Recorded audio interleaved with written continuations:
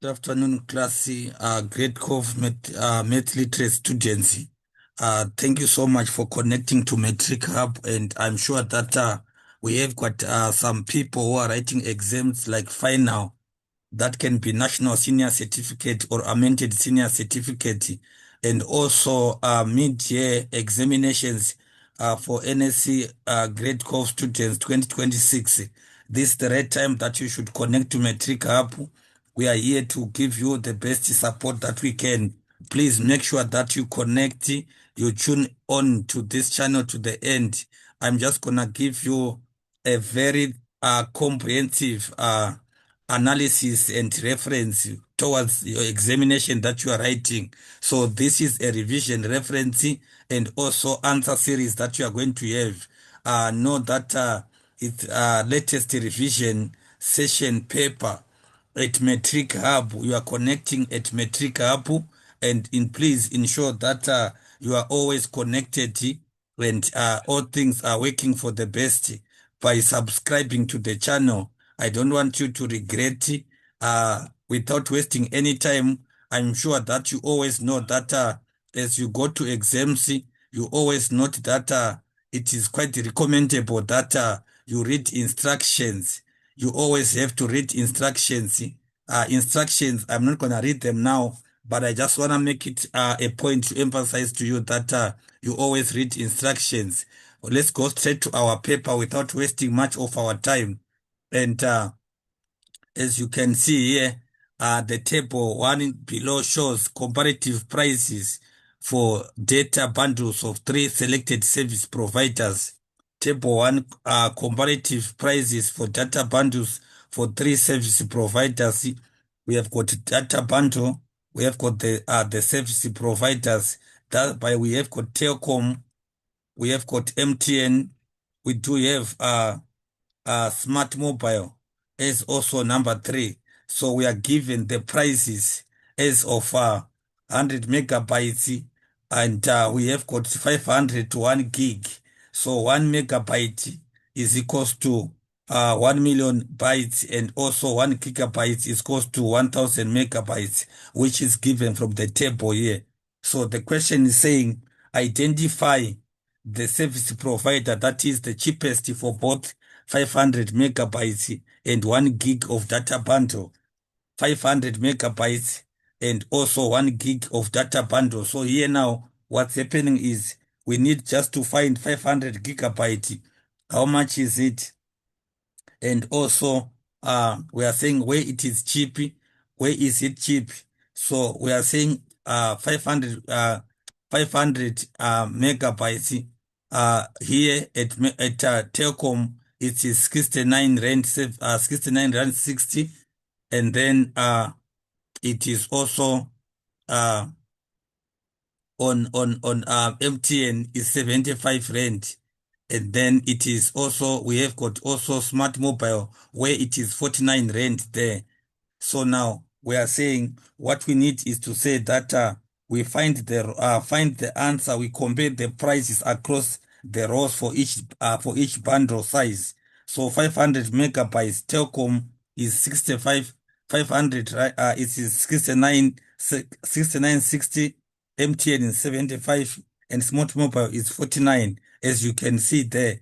And then we also have 1 gigabyte. We have got Telkom 1 gigabyte, it is 100 rand, and then it is 99 rand, 99 rand, 89 rand as well. So what we are saying is that you just identify that which one is cheaper for both of them. For both of them, I can you can see it's a matter of just seeing through the table there. Hence, you can identify that 1.1, our cheapest service provider, can be the one which is 49 rand and 89 rand. That you can see that smart mobile is the cheapest for both.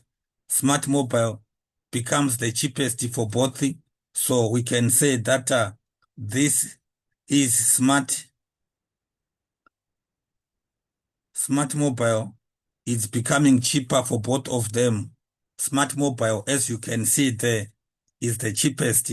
And then the question next is say calculate the total cost of 500 megabytes data, total cost of 500 megabyte data purchased from MTN at 3 times 500 purchased from MTN at 3 different times during a single month. So we can say 1.1, 1.1.2. That has to be given that we have got to say that this can just give us to say that 500 megabytes bundle from MTN. How much is it? 500 from MTN. 500 from MTN. We have got this is the 500 that we are looking at class from MTN. We are saying that the cost MTN from 500, which costs 75 rand. We have got 75 rand, which is the price for MTN. And then since the bundle is purchased 3 times, we multiply the unit price 3 times. So we are saying 75 rand multiplied by 3 because the data is purchased 3 times. So that would give us to say unit price multiplied by 3. That is going to give us 75 rand times 3. We are saying 75 rand times 3, which is supposed to give you, that is going to give you 225 rand. 225 rand is to say that's the price for buying 1.1.2, the total cost of 500 megabytes of data from MTN. And then number 3, determine the cost per megabyte if you purchase 1 gigabyte from Telkom, 1.1.3, 1.1.3, determine the cost price. So the cost price per megabyte for Telkom 1 gigabyte. So what we do is that we identify the cost, which we are saying that the cost we identify the cost of a gigabyte from Telkom. It costs how much? A gigabyte from Telkom, 1 gigabyte from Telkom. That is 1 gigabyte that we are referring to. So from Telkom, it is 100 rand. It is 100 rand. And then what is happening is that uh, identify the conversion according to the note in the image. So according to the we identify the conversion according to the image or according to the reference that we are given there. So we are given that 1 gigabyte. We are given that 1 gigabyte is equals to 100 megabytes. 1 gigabyte is equals to 1000 megabytes. That is what you are given there. So we calculate, we divide the total cost by the number of megabytes. This is equals to total cost. We say this should be equals to total cost. Our total cost that is given there. We are saying total cost. This is equals to total cost. Total cost divided by number of megabytes over number of megabytes,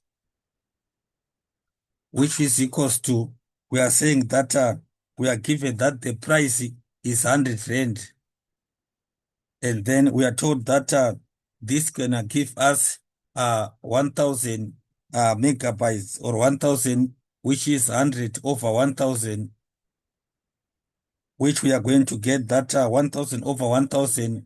This is equals to 1000 over 1000, 100 over 1000. You shall find that that is equals to, you can put it through your calculator. That can give you 10 cents, 10 rand. That is going to give you a 10 cents. That will going to give you a 10 cents per megabyte.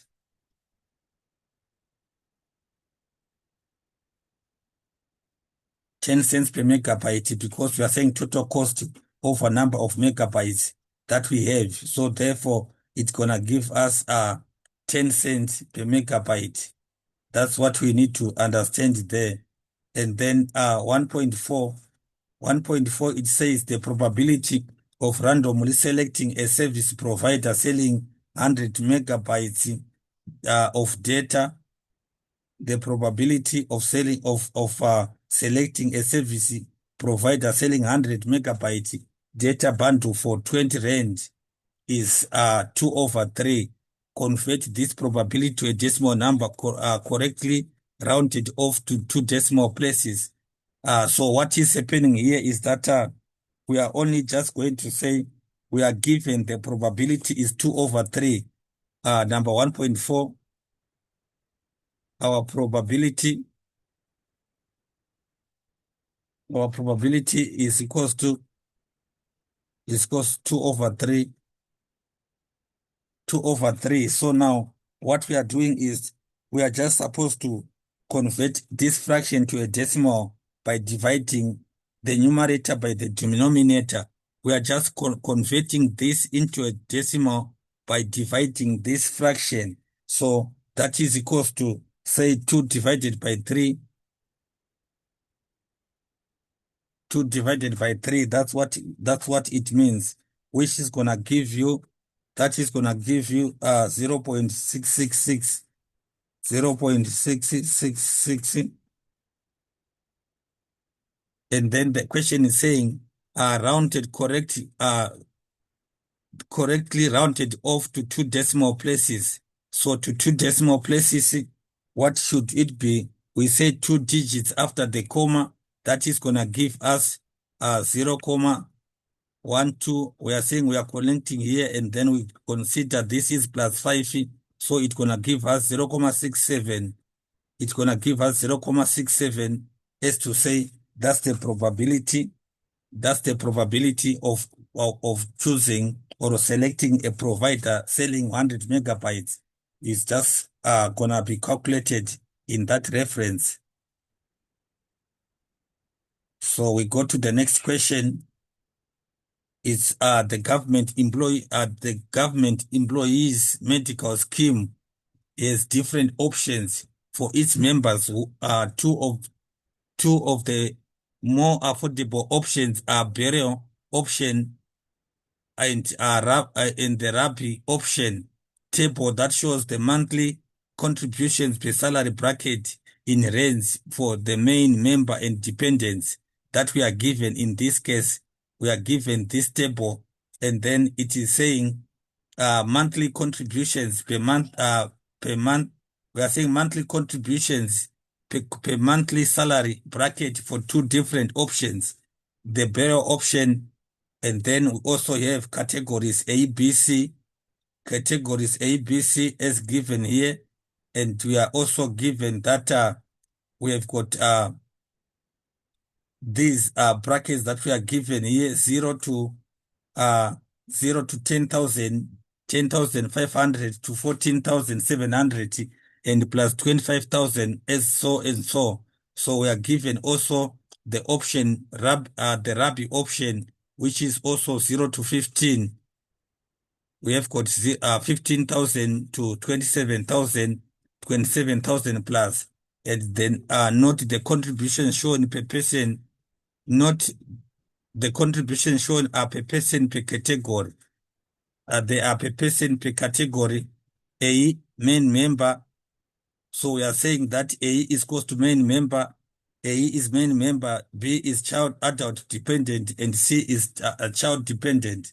So 1.2, it says identify the option where a person earning a monthly salary of 30,000 pays the same amount for both main member and adult dependent. 1.21. So what is happening here is that we need to find where a main member and an adult dependent pay the same amount for a salary of 30,000.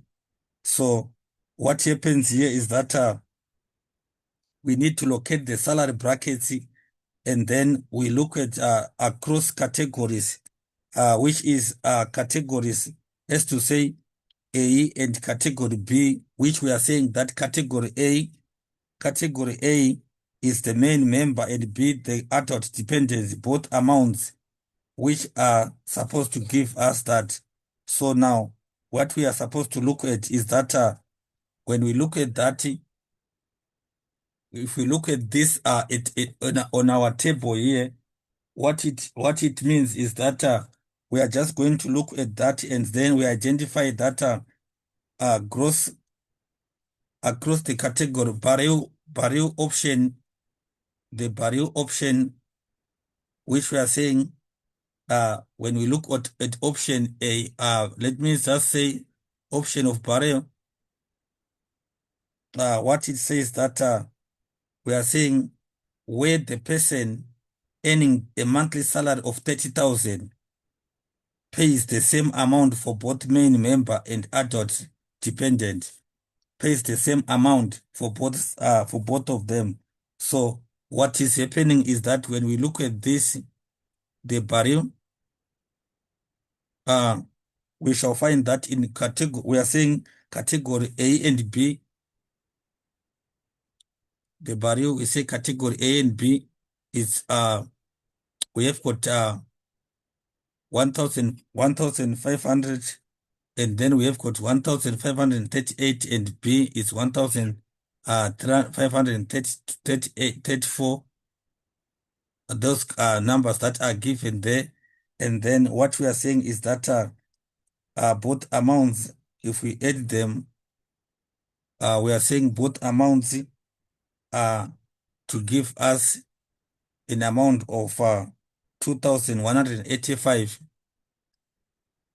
And if we go to rugby option, we say we look at bracket of 27,000. We look at 27,000. A person who is earning 27,000. If we say that we add these amounts, so I'm saying on barrel option, you see 2,185, which is given there. 2,185 is given there. 2,185 is given here, and also 2,185, both amounts on barrel. And then if we go on this one, it is 3,900, 3,000. We have got a person who is earning 30,000.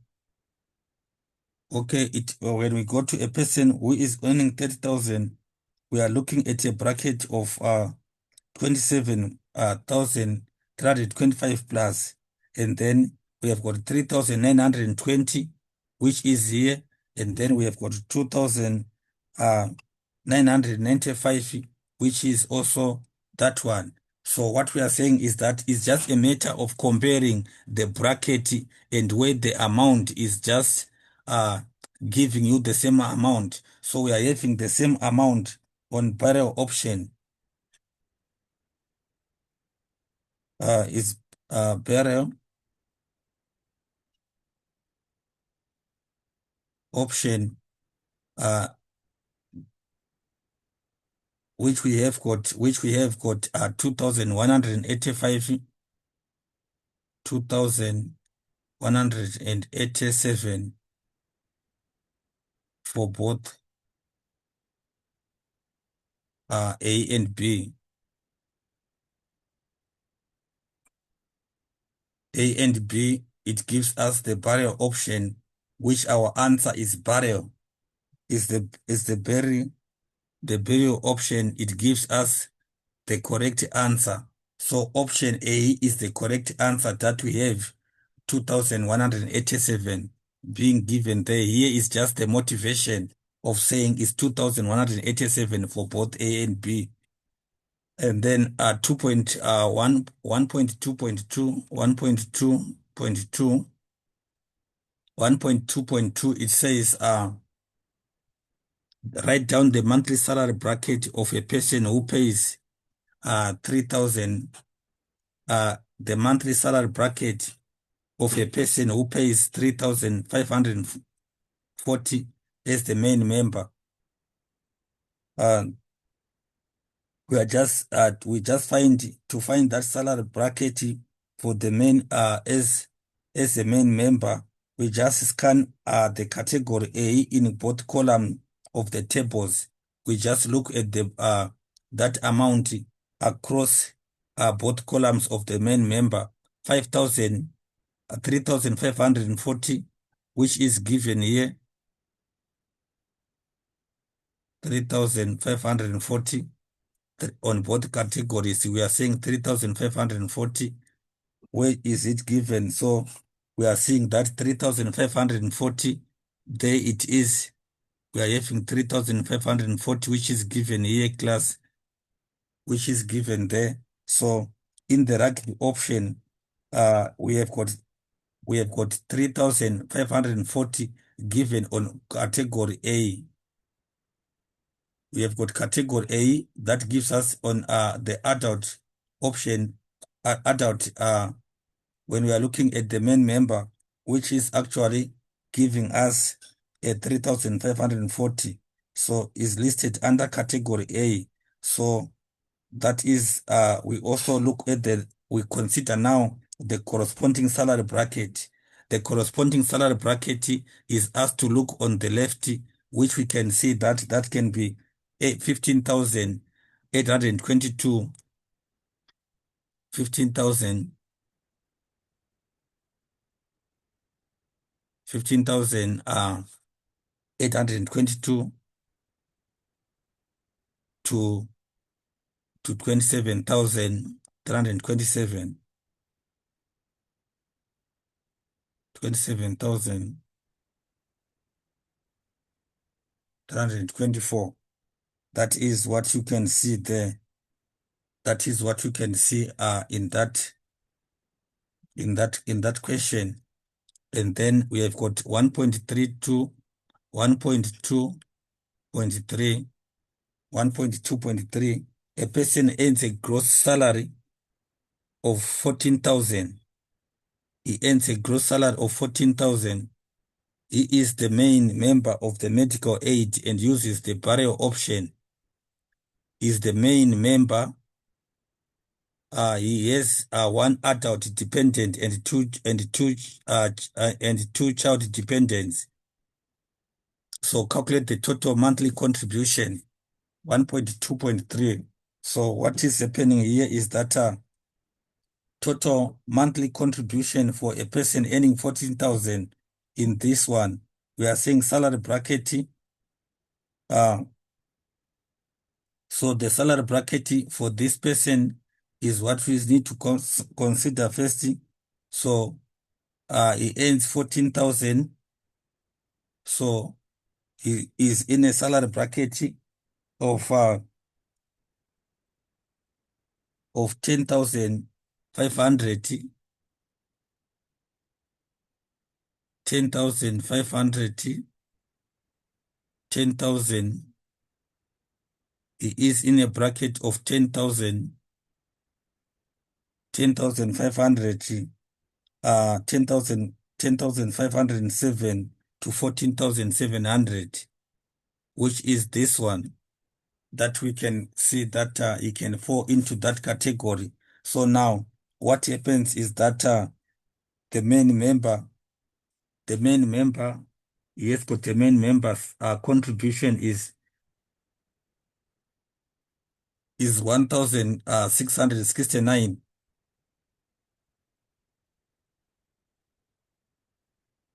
Main member in A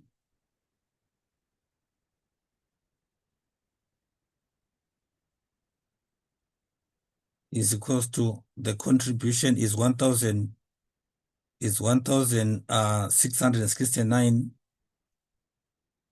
which is 1,669. And then the adult dependent, which is column B,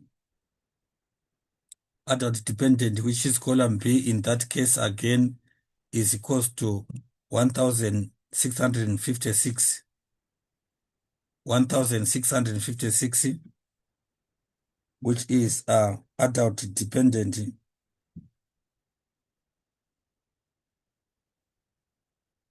You're saying he has got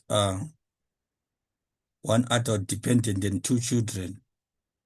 So adult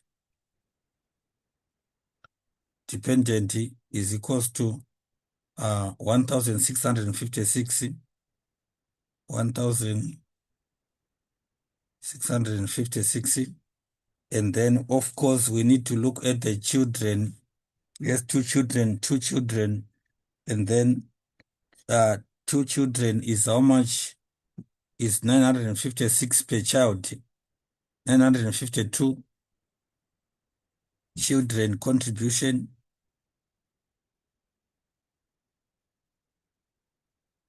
is equals to 952 because there are 2 times 2. 952, we say times 2, which is equals to, it's going to give us 1904. 1904 is for 2 children. And then what is next? We need to note that the total, therefore we are saying total contribution.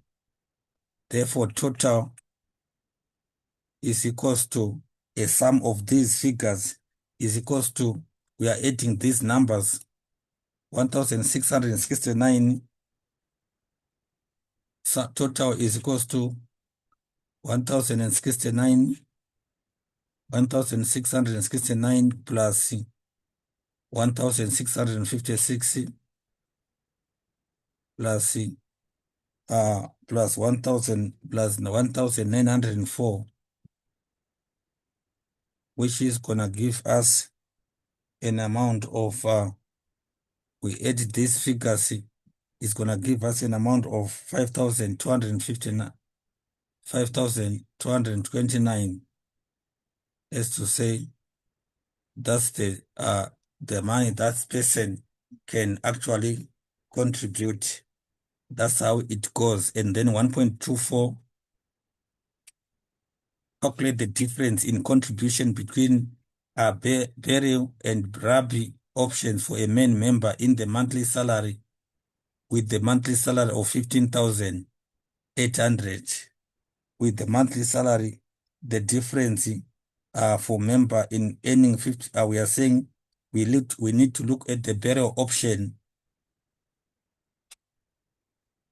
The burial option,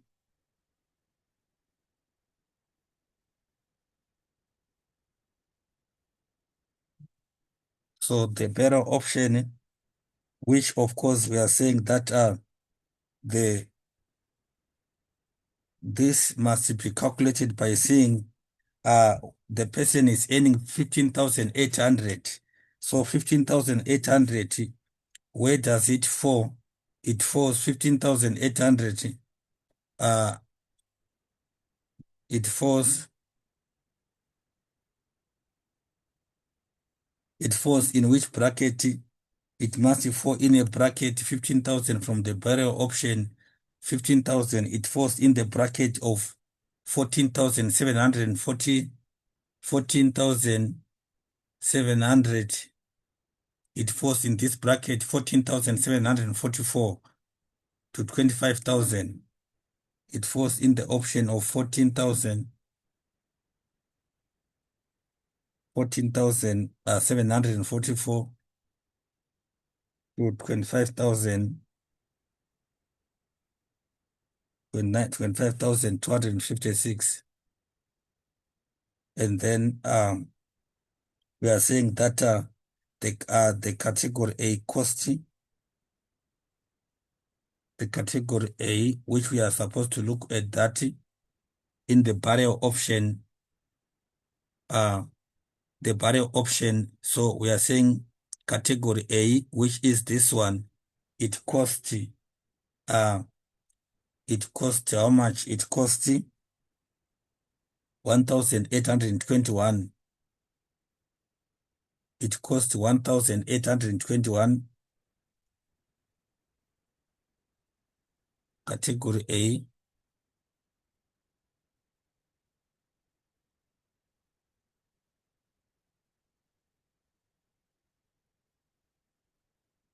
is close to, we are saying it is close to 1,821. And then obviously the rugby option, and then we say the rugby option is equals to the rugby option. This person falls in which bracket? The person rugby in rugby in rugby option, the person falls in rugby option, the person falls in a salary bracket of 0 to 15,000. He falls in the bracket of 0 to 15,000. This is the one that the person falls in, 0 to 15,000, which of course has got a contribution of 3,180. 3,180. So that is what happens there. We are saying the rugby option falls in 0 to, falls in the category, falls in 0 to 15,821. And then the contribution, and then the cost is equals to 3,180. 3,180. So now calculate the difference. What we are saying is just to say difference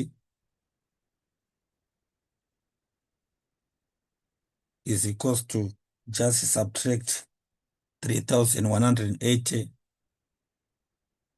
3,180 minus subtract 1,821. That will give us, of course, equals to, that will be equals to subtract the 1,359. 1,359 is to say that's the difference. So what is happening, class, is just for you to understand. You identify the salary, and then you have to look into the category where the person is in, and then you look for the contribution or the costs that are there. The cost of category A, we are saying the main member is category A. Main member is category A in different options. So you check the cost of the main member in different options under the salary bracket which the person is in. Hence, you can be able to calculate that. Then difference is just to subtract. That's what you are doing in this with reference to that question there. That's what you just need to do. And then we go to question 1.3. 1.3, which we are given that 1.3, it is a table which shows actual and projected percentage changes for certain economic indicators in South Africa from 2023 to 2026. Actual and projected percentage changes from that. Percentage changes are given there. So you've got economic indicators. These are the ones that they are using to identify the variations in terms of the economic well-being of the state. So what is happening here is that we are given these figures: capital formation, exports, gross domestic product, consumer price, inflation, and current accounts balance, which are of course percentage of GDP. So we are supposed to see that when we look at this, the first question is saying define inflation. Define inflation. which I think if for those who are doing also business courses, you are also enjoying the advantages of doing commercials on this one.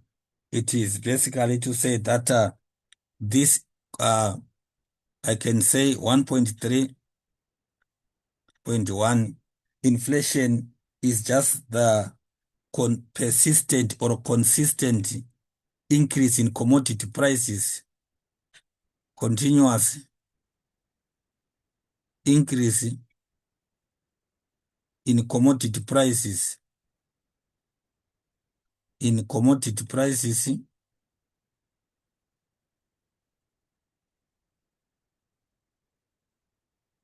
the prices of goods at the expense, at the expense of currency value. What is happening is that we have got a persistent or a continuous increase in prices of goods and services, which the current value does not change. So what is happening is that you would find out that goods and services, their prices, they keep on increasing over a period of time, which results in which results basically in in decrease in a decrease in the purchasing power of the currency. The purchasing power of the currency, it becomes less, but then we are saying prices of goods are increasing. Hence, what happens at the end of the day is that with the same amount of money, you buy less of goods, which is actually an inflation time or an inflation time is in season, that increase in prices of goods and services at the expense of currency value. Therefore, it results in decrease in the purchasing power of the money. So, the question next is saying, identify or state whether the percentage given in the table are discrete or continuous data. 1.3.2 is discrete or continuous data.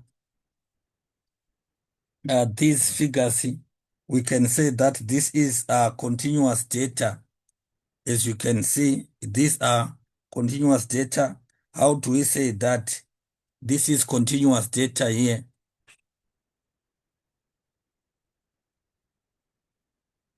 It is continuous data. How do we say that, or why percentages that involve decimals, such as this one that we are seeing here, that involve decimals, we have got 1.3, 4 point something, all these stages, we are saying having percentages with decimals.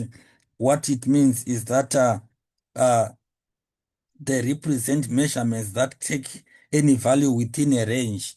We are taking values within a range, and then for unlike discrete data, which are countable on items like the number of people. So discrete data, we are saying it's actually like represent countable on items. For example, number of people. These values are measured along a certain scale. The values that we are given in the table here are showing some measurements on or within or along a certain scale. Hence, it is continuous data. And then 1.3.3, 1.3.3, it says write down the projected percentage change for exports in during 2025, projected percentage change in exports in 2025. So we have to just go to exports. Exports is given here. We have to go to exports, and then we are saying in 2025 is this one. So projected change in exports, which is in 2025, you can see that this is representing 2.2%, 2.5, sorry, 2.5. That is actually giving 2.5%. That is actually given there is 2.5% that you can see. You only need to see, what you just do is that you are just locating the row labeled exports. You identify exports and move across the column labeled projected 2025. The row or the value that intersect that we find at that intersection of exports and projected 2025 is the value that we are using. Hence, I can tell you now that we are saying the projected 2020 exports 2025, it is given there, which is what 2.5% as you can see there. And then 1.34, let me just go fast. 1.34, arrange in descending order the projected percentage changes for 2026. 1.3.4, arrange in descending order the projected percentage changes for 2026.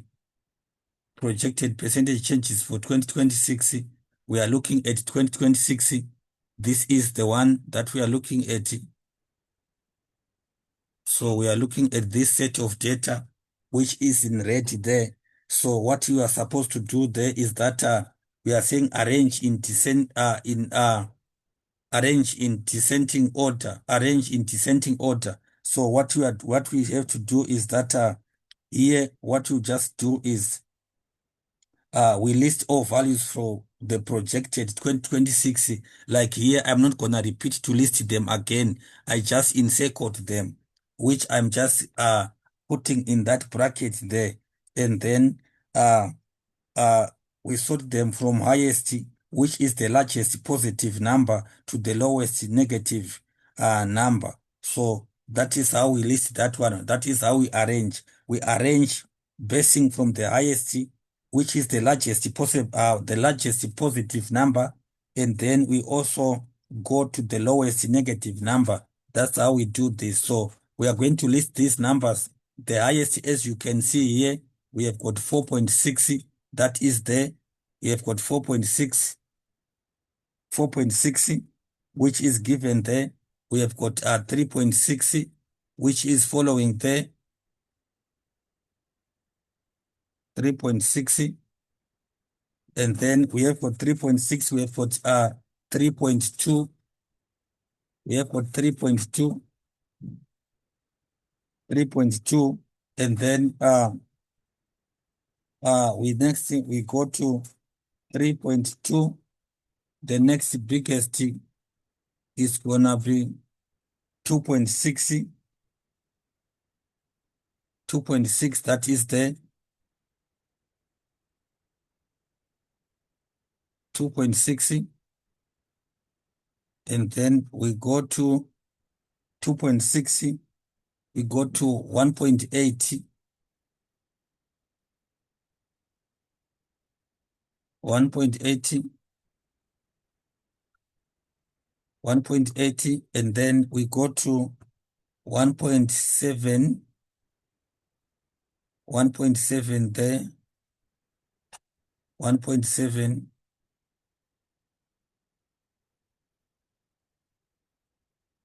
1.7, and then obviously we have got 3.0, 3.0. So our numbers are just arranged in that order. We are just putting these numbers nicely. So 4.6, 4.6, as I'm just showing you, I just want to rewrite them. 4.6, and then we have got 3.6, 3.6, we have got 3.2, we have got 2.6, we have got 1.8, we have got 1.7, and then we have got 3.0, 3.0 minus 3.0, in fact, it's minus 3.0, That is how we arrange these numbers. You are starting with the highest to the lowest, which is the highest is the highest, like I said, we are looking at the highest positive number. That is the highest 1,3,4, 1,3.4. And then let me go to the next question, 1.3.5, 1.3.5. Identify 2 years in which the projected percentage changes for imports remained the same. 2 years whereby the projected changes for imports remained the same, uh, which we are saying that where the projected changes remained 2 years, where the projected changes remained the same. So we are just going to look across our set of data. We just look across our set of data, and then we are saying where the projected changes remain the same, to say it went same, the same. So which years do we have that where we have got the projected changes? We have the same value. If you look at that, I'm seeing that we have got that change, which is we have got the change which are projected changes for imports remain the same, remain projected changes for imports, they also remain the same. Projected changes for imports remain the same, which is in this 2,6, and then we have also 2,6 there.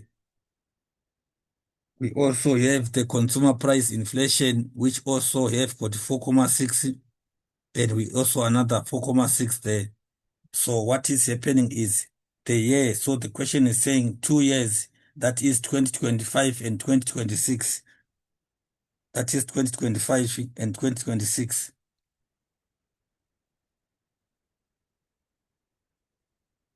2025 and 2026.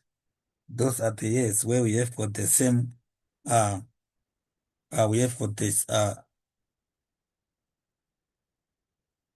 but of course, in this case, what is important is that we are strictly looking on imports.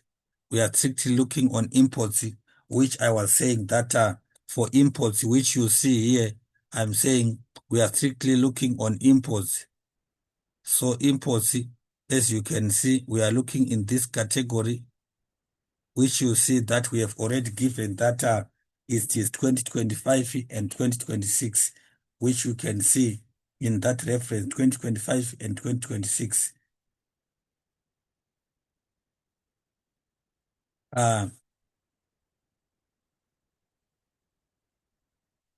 This one, it is actually checking out to go through some annexure. So let's just say that we can just skip it, and then we will just follow on it as we look at the next question. So we're saying that the annexure is not available. So let's just go to this 2.3, 2.3.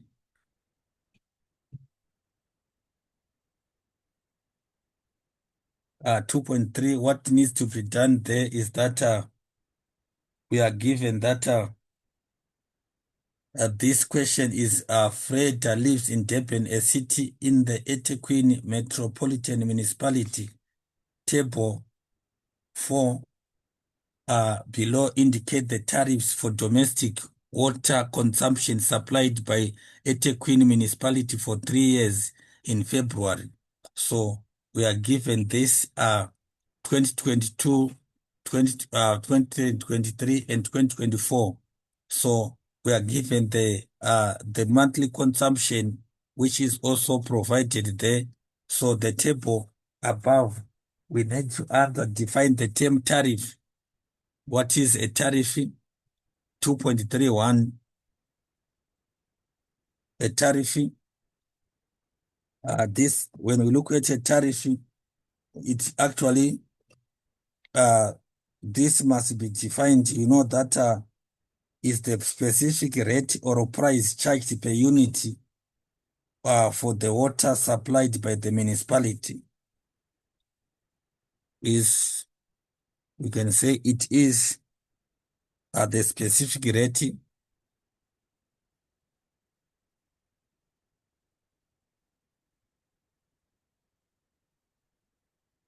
or a price charged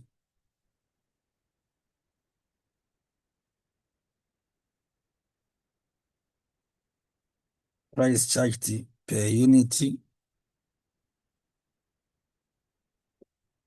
which we are saying in this term we are using a kiloliter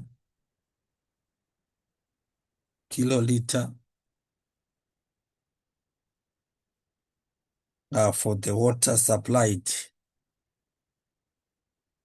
by the municipality.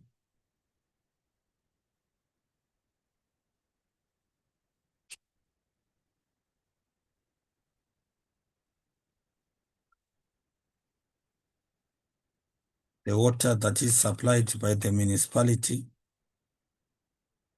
it is charged at a certain rate. That's what we call that we call a tariff. A tariff, and then calculate the amount, including VAT, which Fred paid for consuming 32 liters of water during February.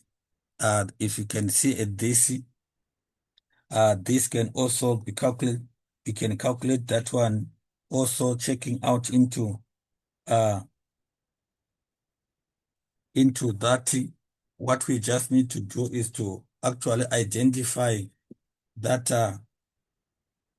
the amount. We are saying this must be understood that we have got that freight will be charged. We are saying 0 to 6 kiloliters. 0 to 6 kiloliters. That is, we are saying amount excluding VAT. We have to say amount excluding VAT.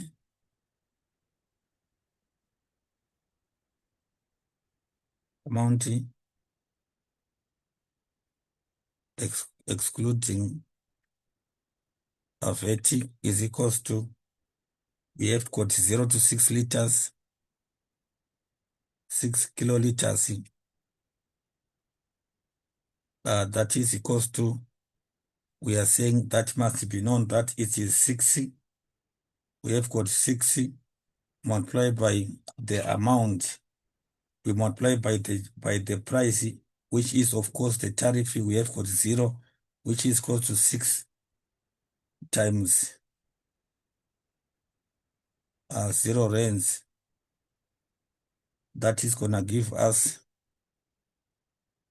0 rands. And then we also have less than 6 kilo, more than 6 kiloliters.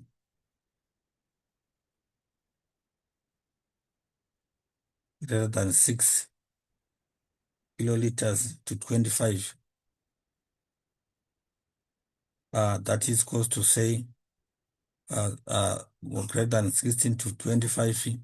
That is gonna give us to say greater than 6 to 25. That is gonna give us to say that we have got the price that is there to say 27 rand 80 multiplied by 19 liters. That is equals to say 19 liters. 19 multiplied by the price, which is 27 rand 80, multiplied by 27 rand 80.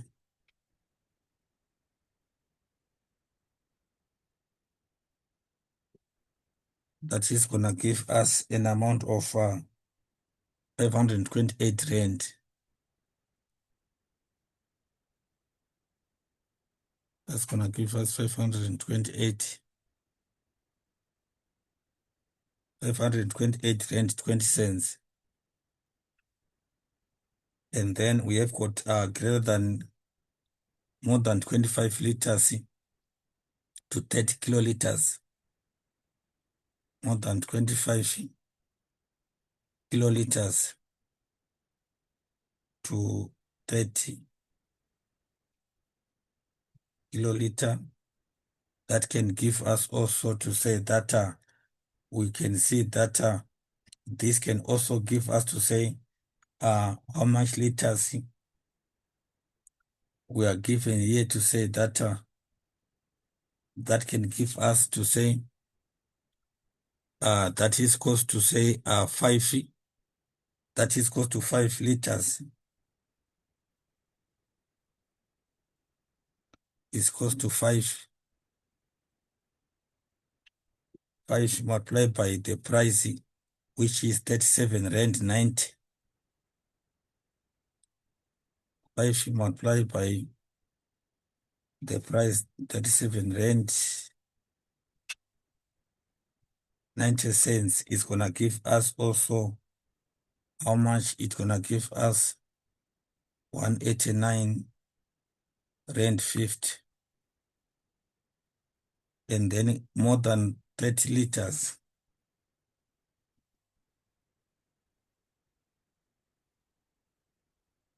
More than 30 liters to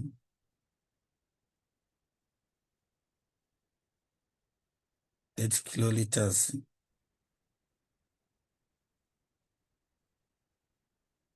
More than 30 kiloliter to 45 kiloliter. This is gonna give us also to say that we have got how many liters, which we can also see that it's gonna give us that is equals to 2 times 83, which is also 2 times 83, 2 multiplied by 83 rand, it is 83 rand 60. This is gonna give us 167.20 cents. And then we add all this. This can give us how much? That can give us 884 rand 90. And then that is to say that amount we have to include VAT. So we say amount including VAT now, which is cost to say we are saying 800. We are calculating that VAT is, I guess you remember that VAT is 15%. Our VAT is close to 15%. So which is equals to say, that is equals to say that we want that amount to say 884.90 multiplied by 1.15. 1.15 is just to say we are just making 15% as a decimal. That is close to 1.15, and then which is gonna give us to say that is gonna give us to say we're gonna get it's gonna make us, how much do we have? It's gonna give us 132.74. Therefore, total amount including VAT, total amount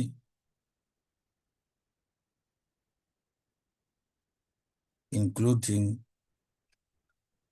VAT is equals to 889, 884.90 plus 132.74, which is gonna give us it's gonna give us how much? 10. It's gonna give us a 1017.64.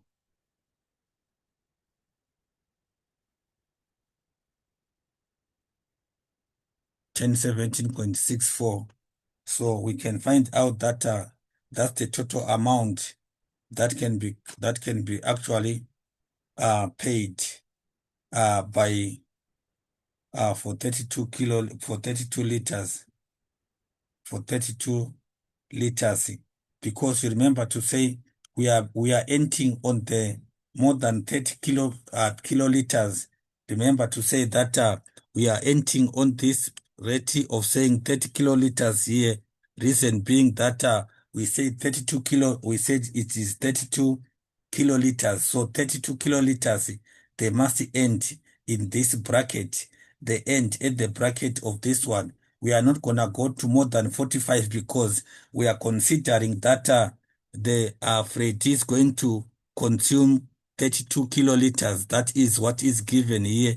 To say 32 kiloliters is what we are working on. So please, class, understand. We are looking at the brackets. We are looking at the monthly consumption, and then the consumption must not over spill to go to the next category, which is more than 45 kiloliters. As you can see that we are only supposed to consider total liters, which is 32. So that's how we work it this one. Then you can get it right. Then you can get it right. Uh, you want to go to the next question.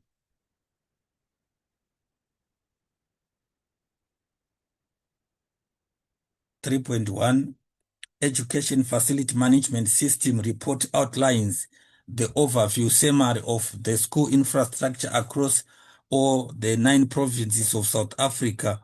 So we are given the table indicating schools' access to electricity and the source of electricity. Some values have been omitted. So we are saying the provinces are given number of schools. We are given that these are the provinces there. We are given number of schools. We are also given generator power. We are given solar power. We are given uh, uh, the grid connection. So the provinces are given going down, as you can see here. The provinces are given going down there. So now what we need to understand is we are asked to calculate. We are supposed to use this information to work out. Not the grid connection is electricity supplied by what? By ESCOM. That is ESCOM in terms of this one. The grid connection is ESCOM. So we are supposed to say, 1, write down the profit, that is the second highest number of schools that use solar system. The school that have the second highest number of the school that have to find the second highest number of schools using the solar power. We just look at the power, we just look at the solar power column and rank the numbers. We just look on the solar power column, solar power column, which is this one. We are looking in this category here, and then what is happening is we rank the numbers. So second highest, so the highest is actually highest is Eastern Cape, which is 590. The highest is this one, which is the highest, and then we have got the second highest is the one which is gonna be 440. 440 is the second highest. 440 give us the second highest. So now the question is saying write down the province which has got the second highest. So that is KwaZulu-Natal. KwaZulu-Natal is actually the second highest. Uh, Second highest is KwaZulu-Natal.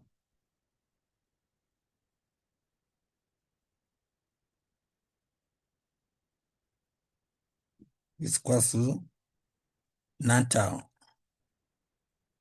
KwaZulu-Natal. And then calculate in simplified form the ratio of schools using generators in the Eastern Cape, schools using generators in the Eastern Cape to the schools using generators in Northern Cape. So 1.3, it is 3.1.2. Calculate in simplified form. We are saying Eastern Cape as to Northern Cape. And then what are we working on? We are working on generators.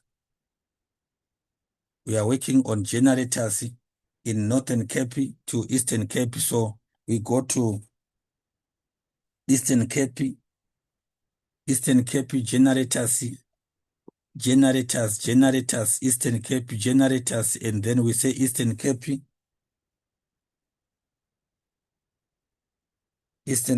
we have got generators, we have got 231. We have got 231 in Eastern Cape. And then we have got Northern Cape generators, we have got 11. That's the number. So now simplify in we are saying the question is saying give the answer in write down the profit that calculate the simplified form, the ratio. So the simplified form, so what happens is that simplify, we divide both sides by what? By 11. This is equals to say divide both sides by 11. We divide both sides by 11. That is equals to say 231 over 11 is to 11 over 11. That's what is supposed to be done there. We divide there. This gonna give us 231 divided by 11. Roughly, that can give us actually 21 is to 1. 21 is to 1. That can be 21 is to 1 is the simplified form. And then number 2, 3.12, 3.12.1.3. The mean numbers of schools connected to the grid is, we are given, that's the number there for the school. Calculate the missing value A, the number of schools connected to the grid in Mpumalanga. The number of schools connected, we are saying calculate the total. What is happening is that this can be calculated. We say that the total of all the values, and then we divide by what we are saying. This can be also saying that value of A, to calculate it, it's just gonna give us some simple stuff whereby we say that mean is equals to sum of values over number of values. That's how we calculate mean. So mean is equals to sum of values divided by divided by number of values.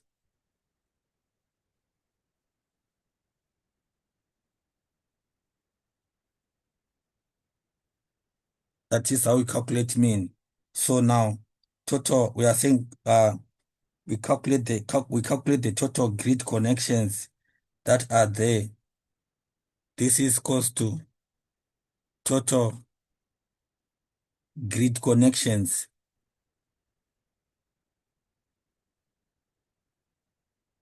Total grid connections.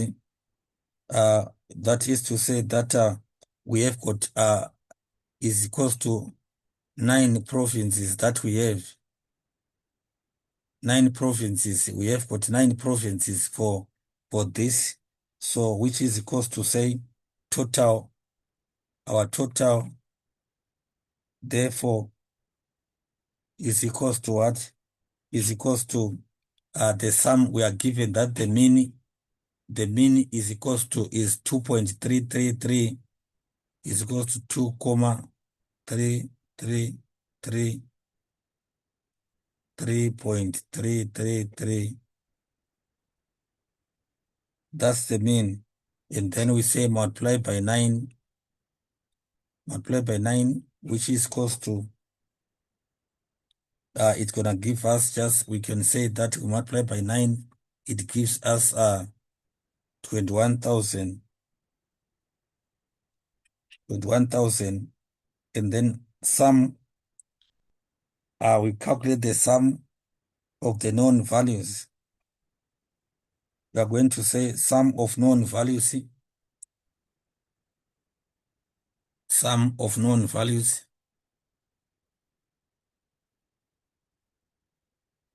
Sum of known values, which we are going to see that the sum of known values in the grid connection, we are just going to add these numbers. We're going to add these numbers, all of them. We are going to add all these numbers here. So we add these numbers. That is equals to say we are adding these numbers that we have, which is 14, which is equals to 4,441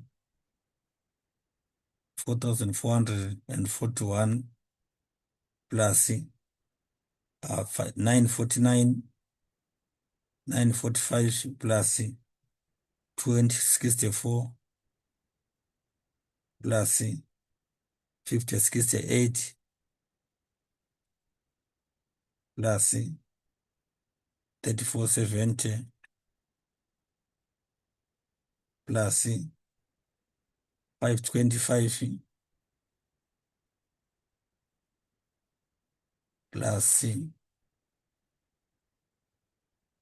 1421 plus 1452. We add all these. This is equals to, we add these numbers all through the calculator. That is going to give us 1614. That is the sum of known values. But then we are saying that we need to calculate the meaning, the missing value. So that should give us to say our total, which we get there. We got the total here. To say we got the total 21,000. So we say 21,000 minus that one. Not, it gives us 19. Actually, it gives us 1938.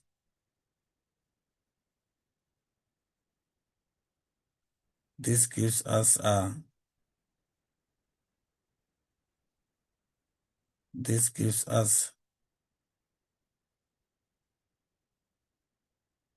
4,441 plus this gives us 19,186. So which is equals to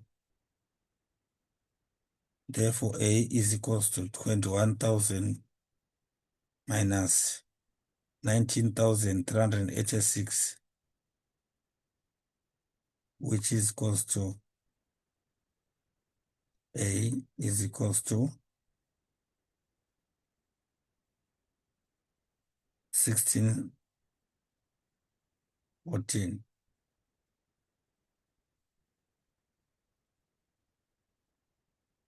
That's how we just need to understand the statistics formulas in this case to say that you are given the mean already. So you use the formula for calculating mean to say how do we calculate mean? Mean is average, which is the total sum of values divided by the number of values. And then you are going to calculate that which you are given there to say you have got those total grid connections. We have got 9 provinces. So that is goes to say that you multiply the mean by what? By 9 to get the total. So we subtract A from the sum of known values. We subtract we say that to get A, we get this, we are saying the total minus the sum of known values gives us A. That is what is to be done there. And then 3.14, 3.14, 1.4, 3.1.4, Daniel stated that Gauteng represented the province with the median number of schools using solar power. Verify, show your calculations whether the statement is correct. Daniel stated that Gauteng represented the province with the median number of schools using solar power. So to find the median, we arrange the solar power data in ascending order. And then we calculate, we say that we actually arrange the we arrange the solar power data in ascending order, which we actually need to say that as we look at that, we are saying the median must be that number which is in the which is in the middle. So we are going to arrange the solar power data in ascending order, solar power data in ascending order, which is of course the solar power which is given in the green bracket there. So we should see that number one, the solar power number one, we are saying we arrange them in ascending order, starting with the smallest. We're starting with the smallest. So we have got number one, we say Mpumalanga. We say Mpumalanga. Number two, we say is Northwest. Number two is Northwest. We have got number two is Northwest. Next, number three is Western Cape. Western Cape. We have got the next, as we look there, the next is going to be Free State. We have Free State. We have got number next is GP. The next one is Northern Cape. The next one is Limpopo. We have got KZN. And then we have got Eastern Cape, which has got 590. So that is how we arrange. We are working out that question 3.14. This is 3.14. So we are saying we arrange the data in that order, which is going to say that when we arrange this data, we should say the median, the middle number is, we are saying if you look at these numbers, we have got 1, 2, 3, 4, 5. 1, 2, 3, 4. So we are saying the median must be a province which is in the middle. So we are saying since the fifth value is the ordered list, we are saying the fifth value in the ordered list is 6. So we must also understand that uh, Gauteng is what is actually the one which is actually making the statement to be correct. 1, 2, 3, 4. 1, 2, 3, 4. So you shall see that we have got our median there. Our median is what is GP. GP is our median. Therefore, the statement is correct. Daniel's statement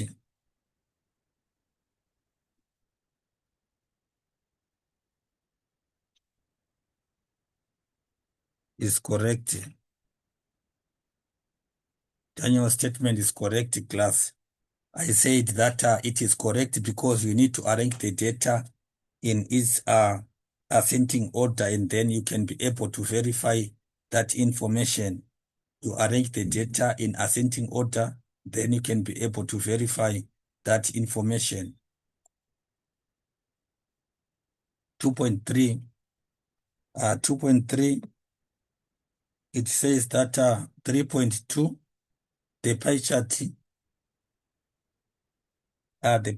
that is there. We have got a pie chart which is supposed to be referred, but I can just make reference because these annexures, when the question paper was designed, they kept on being just missed out. So we are saying that the pie chart, which is of course in the answer book, shows various public schools access to electricity in provinces of South Africa. 3 provinces has been summarized in the bar graph, which is also attached to the pie chart. So what is happening is to determine as a percentage the probability that a school selected randomly in South Africa is in KZN. So now what is happening there is that to say that the school determine as a percentage the probability that a school selected randomly in South Africa is in KZN. That is, of course, to say that the pie chart actually it lists the percentages for Northern West Province as what, and we multiply those. So therefore, what we are saying is that in terms of this, we must actually see that it is going to say KwaZulu-Natal is equals to 100% minus the other provinces that are there. We are saying minus these others. We are saying KZN 3.21 is equals to our 100%, which must, of course, we know, and then we subtract 22.33% plus 16.15% plus 9.14 plus 7.30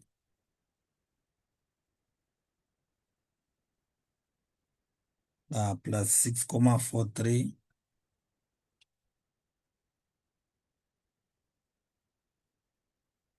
plus 13%. We are saying we add that, we subtract from 100, which therefore is equals to say our 100% minus the total percentage that is there is equals to 74.35, which is equals to give us 25.65.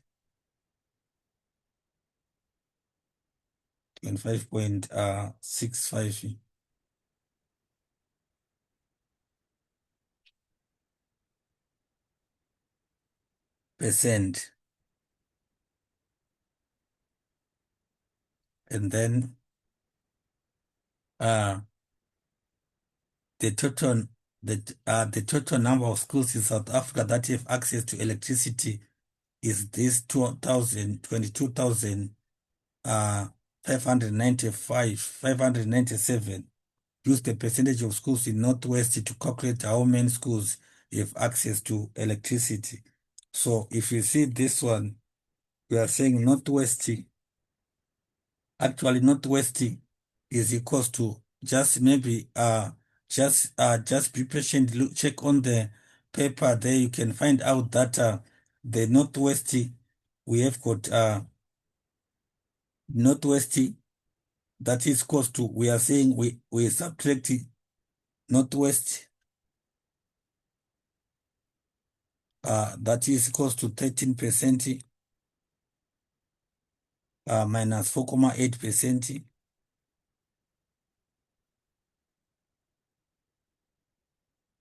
minus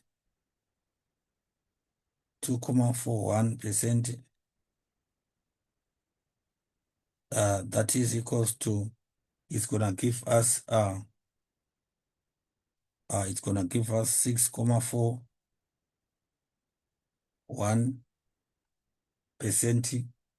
And then we say that the number of schools in this province,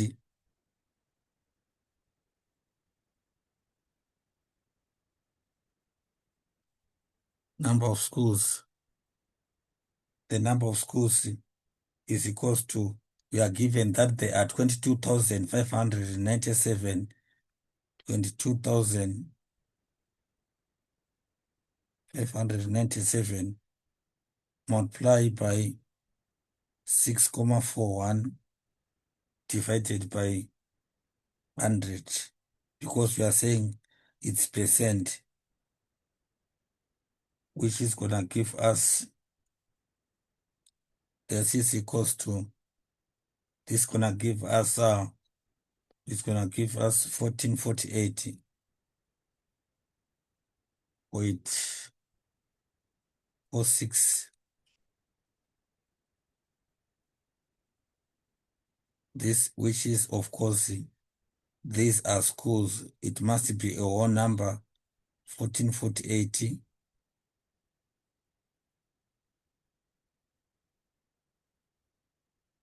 because we consider 4 here, then it remains 1448, because 14, remember to say we are rounding, we round down because 4 is nothing, is less than 5. And then we also have our answer book, which also wants us to work out 3.3, 3.3.1, the total terawatt generated by Brazil in 2019. So when you look at this one, I was saying that it also needs, I'm just gonna give you the hints of how do you work out this one. The hints of how do you work out. You see, 3.31, we are just going to add. Total means sum. This one is just going to say total means add. It means add. You are adding what is given. So you are just going to add, means add, which is equals to, we are just adding the the total of this given data, which is going to be saying 397.88 plus 55.43 plus 50.44, 50.34, we add again plus 6.9, 6.59, 6.59, which is gonna give us, that is equals to, we add those numbers. We are just adding the given data, which is gonna give us 510, 510.24, 510.24. That is how we calculate this, the total. And then it says again that data analysts compare the percentage change in South Africa's wind generation capacity to that of Brazil in wind generation capacity for the period of 2020, 2015 to 2021, and made the following statement. So now, South Africa generated more than this 237%. It generated more than 237% wind power compared to that of Brazil during the same period. Show by means of calculation whether the statement is valid. So we are just going to use, we are just supposed to calculate this one to say what is South Africa percentage difference. And then we also calculate, we are saying South Africa percentage difference is equals to, say, we just get South Africa percentage difference, get South Africa percentage difference, and then Brazil percentage difference, and then we also see the difference, we subtract the difference. That can make us to understand the question 3.32, 3.3.2. I'm saying what you do is you calculate this, we calculate South Africa percentage difference, calculate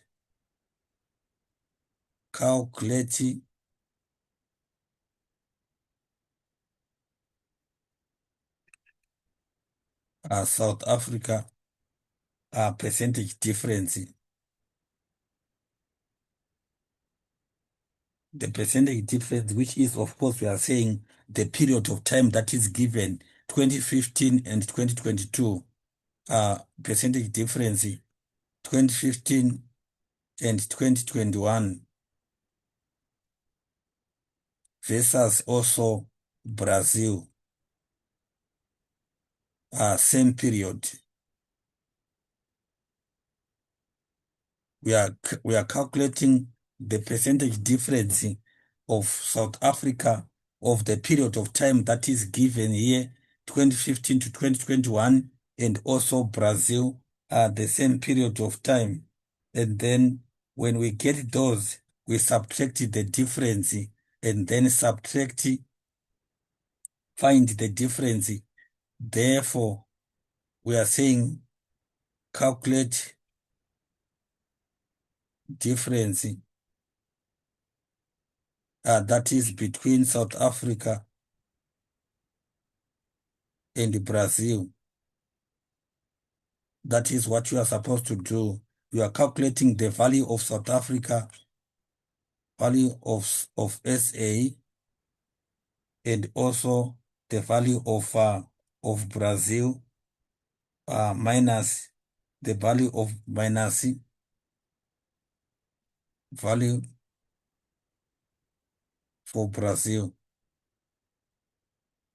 Then you can be able to ascertain that the value that you get, can it give us, when you get that, can you see that the answer can give us the value that is given there, to say that the South Africa generated more than 237 percent compared to Brazil. So we have to check that, does it give us this percentage? Therefore, we can be able to say that the statement is valid or not. So if you calculate that, you shall find out that Brazil has got a negative percentage difference. So therefore, percentage difference of South Africa and Brazil is South Africa minus Brazil. So it is South Africa, which will give you South Africa minus again Brazil, which is equals to, say, South Africa minus is going to give you South Africa plus Brazil. And then you shall find out that the answer you get, is it above or below the percentage difference which is given to say that 237%. That's what we need to see. That's what the question is basically just checking out. And then we also need to question out, or to work out, to explain using graphs in Annexure D why one would state that South Africa generates more solar energy than Brazil. So we are just going to this one. Uh, we are just supposed to say that we just have to find that the interval used for South Africa are much smaller as compared to the intervals that are used on the other figures. And therefore, we can be able to see that how do we identify these power differences between the two nations.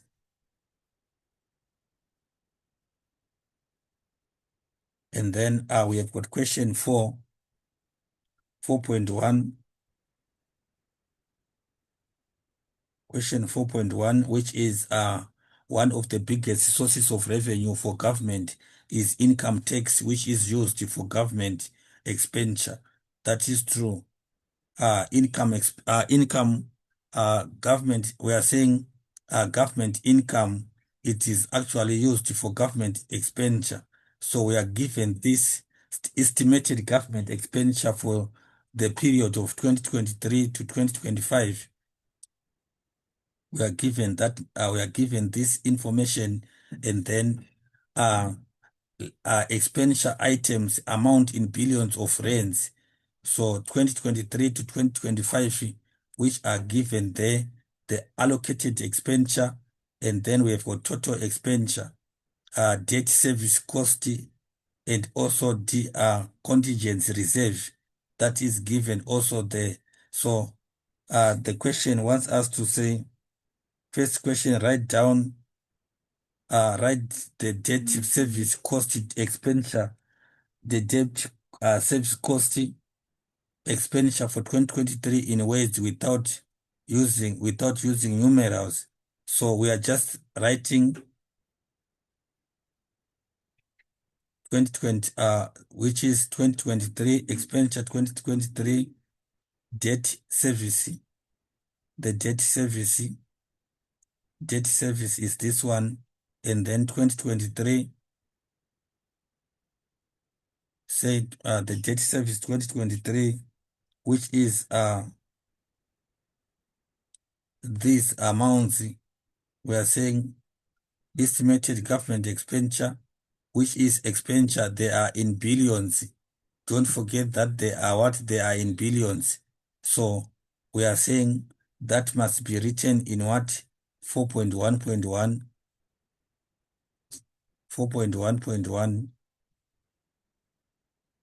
which must be saying that this can be written in ways to say you are looking on the expenditure item, and then you identify uh, the value from the table of the debt service cost for 2023, which is three uh three three 500 3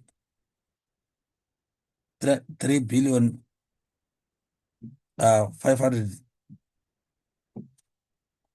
We are saying that is given 1.1 billion rands, which is supposed to be written as in a numerical, which is supposed to be written, write it in what?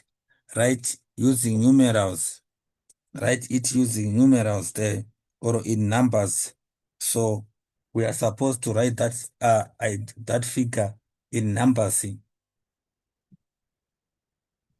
which is equals to 4.1.1. That is equals to say in 2023, we are just going to look at 2023 there, like I said, 2023, that is it. So that is equals to in a numerical form.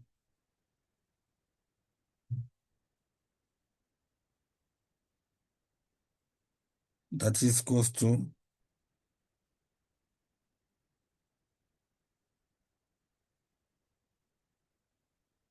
these figures are in billions. Yeah? And don't forget that we use the three set of digit notation.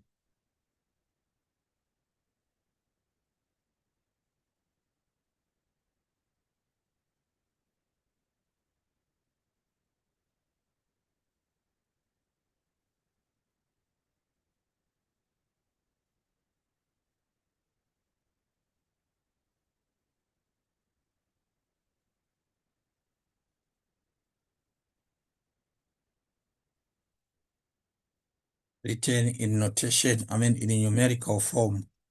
It just have to give you that, and then calculate the missing value B.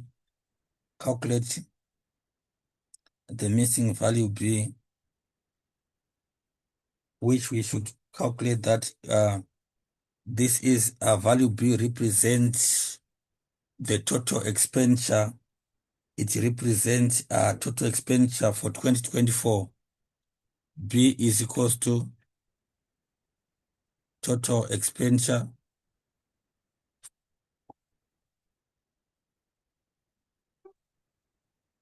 for 2024. Total expenditure for 2024 is value B. So we are saying that to find it, we must calculate the allocated expenditure and then add other costs. We must find the allocated expenditure and then we add the other cost. So in order for us to get the allocated expenditure, we must of course say that some we need to have to this we have got to add items from learning and culture, all of them to payments for financial assets. We are saying that that has to be done, like saying we are adding all these figures, which must give us to say question B, that is 4.12.2. So that is equals to say that we just say is equals to uh,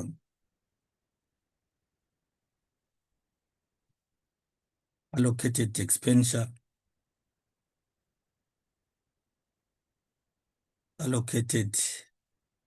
expenditure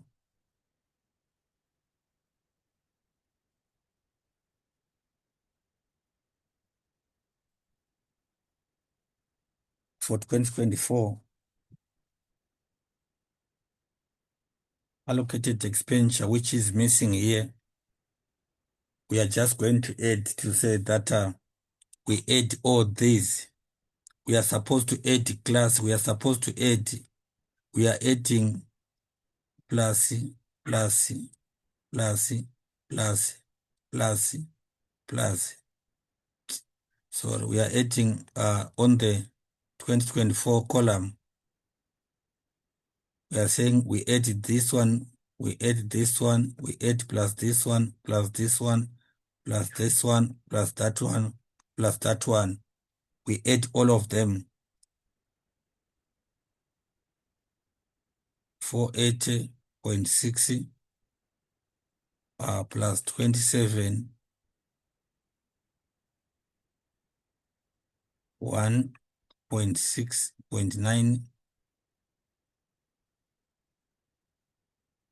plus 387.3 plus 265.3 plus 255.4 plus 244.0 plus 74.7 plus 2.6. We add all of these. That is going to give us the total allocated expenditure. That can give us the total allocated expenditure, and then we are saying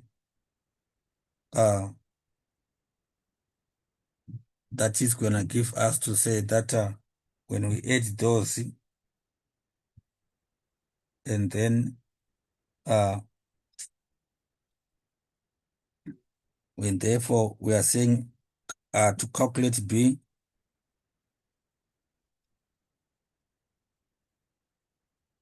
we must now have to say that we are adding we are just going to say the debit service cost plus contingent reserve. Therefore, it can give us the total that we must get there, which is going to give us which is gonna give us to say that this gonna give us say a total allocated expenditure, total allocated expenditure plus a debit service cost plus contingent reserve. Contingent reserve is equals to B, which is equals to say that we are adding all that which we get. When we add that, we can get that that can give us 1981.80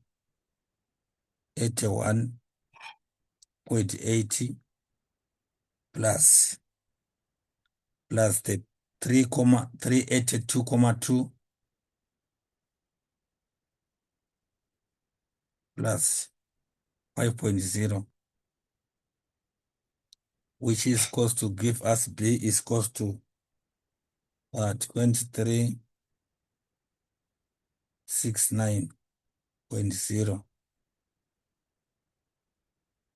That is B. That is how you calculate your B there.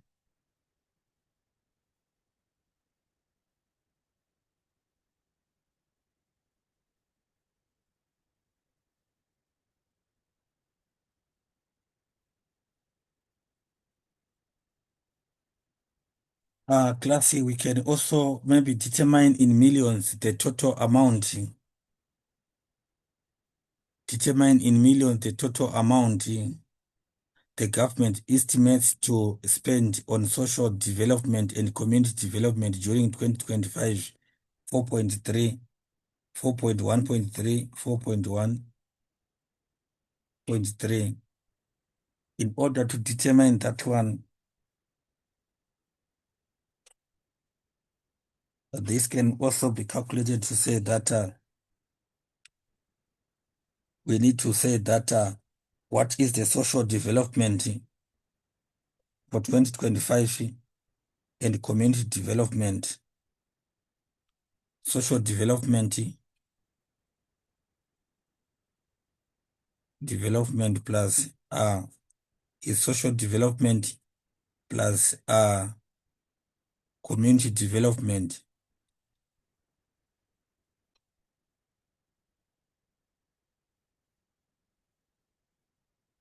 which is gonna give us to say that we add those. So social development, in terms of social development in 2025,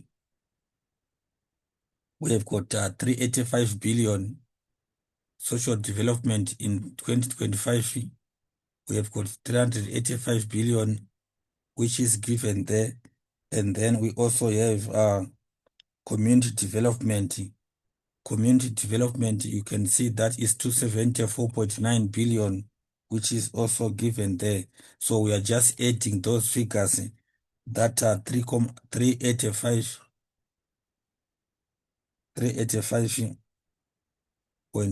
billion plus 274.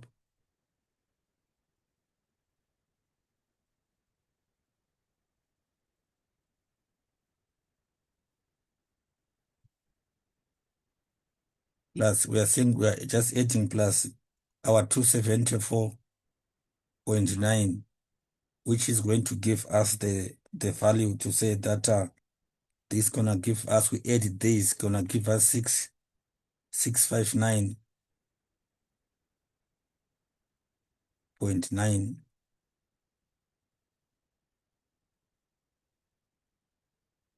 which is 0.9 billion. And then we need to convert to millions now. We need to convert to millions.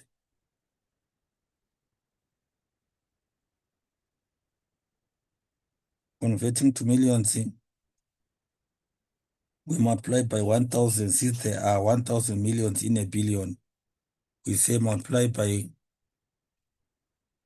1,000, since there are 1,000, since there are 1,000 millions in a billion.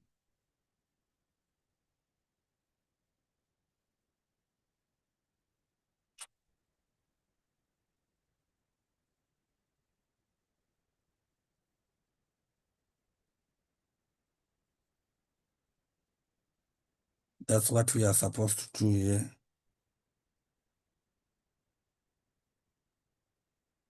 Which is equals to, say that our answer 659.9, saying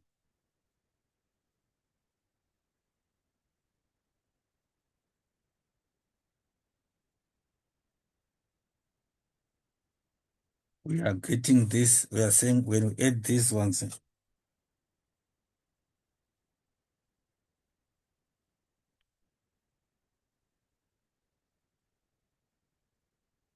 which gonna give us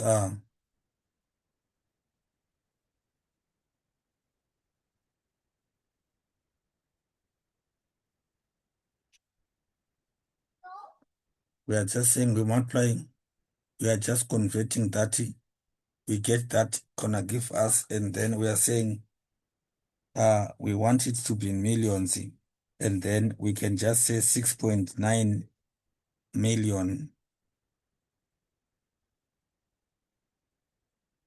606, which is called 6. When you get this one, we are just getting our answer. I'm saying you multiply by 1,000, as I've given you there, which can give you to say this is equals to your answer that you get there. We are saying that is equals to say that that answer that we get, six six six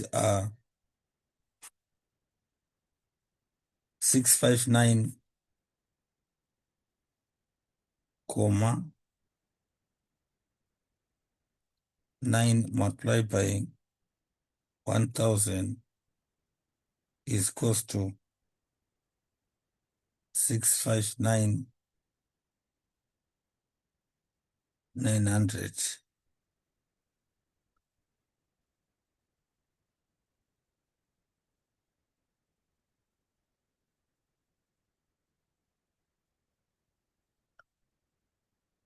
That can give you that answer.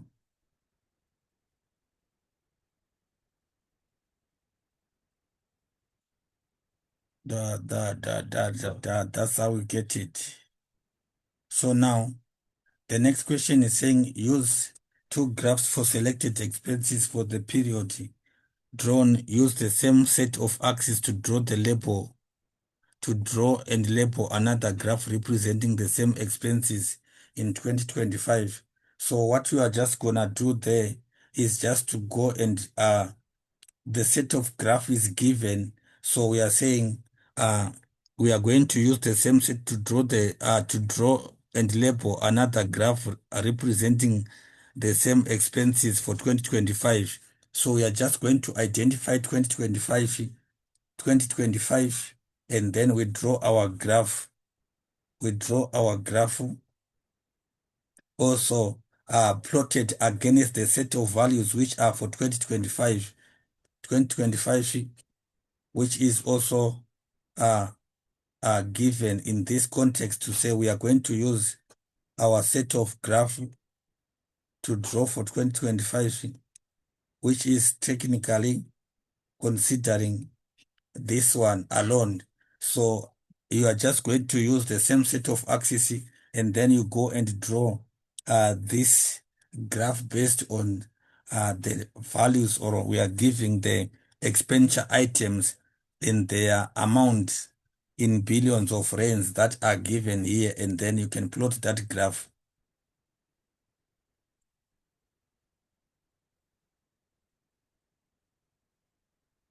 We are given this one. It shows a number of voters recorded, number of voters that are recorded on that the number of voters that were registered to vote for in the 2024 elections. We are given these numbers that they recorded on the voters roll for 19 March per age group and gender.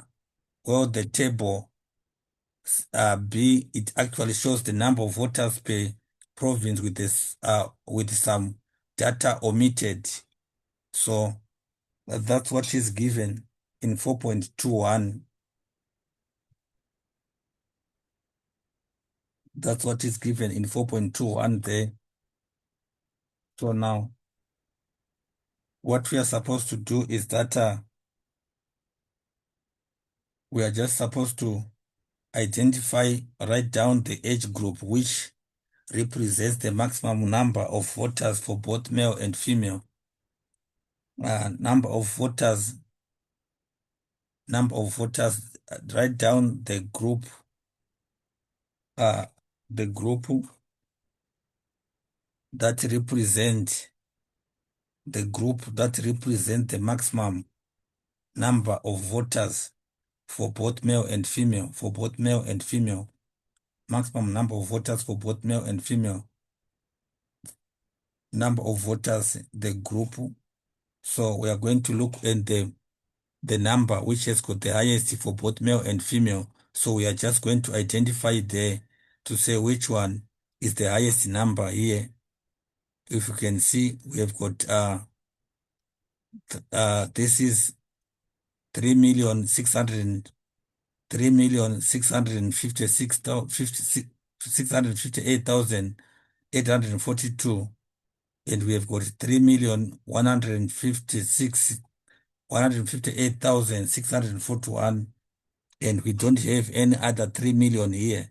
So where we have got both male and female highest, we are saying the first highest, we have got age 30 to 39, which has been given those numbers. So it is age 30 to 39.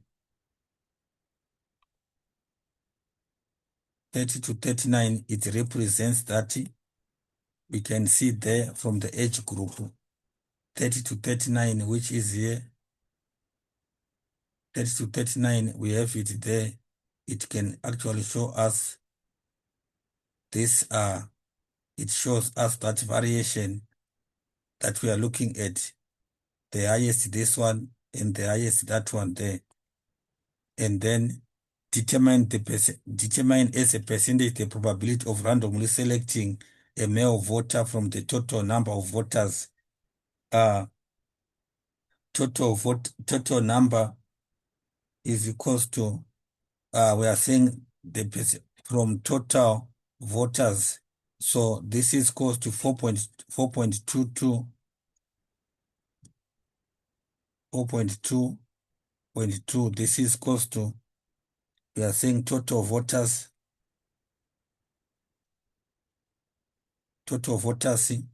is equals to, we are going to say total voters is the sum of male and female, is equals to 12,409,891 plus 15,313,000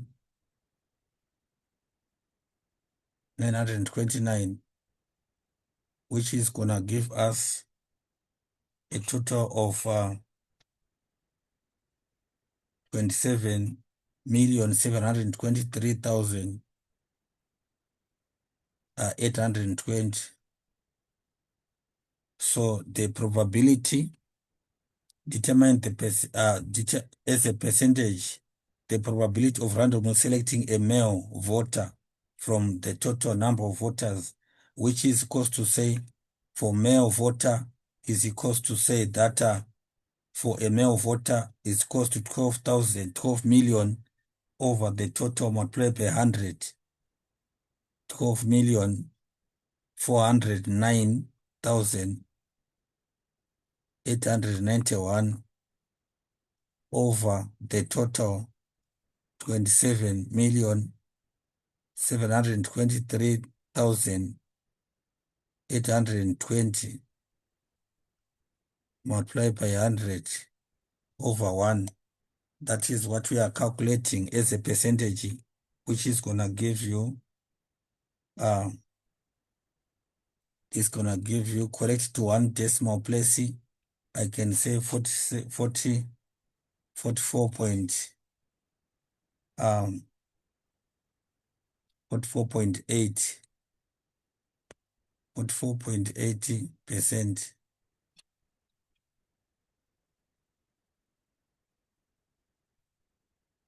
0.76.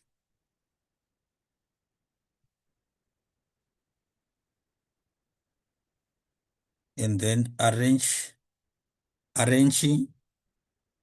from the number of voters per province, the range from the number of voters per province is 5 million.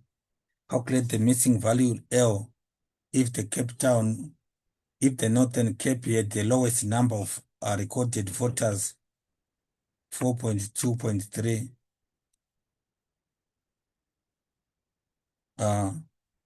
This is close to say 4.2.3 range is equals to highest number of voter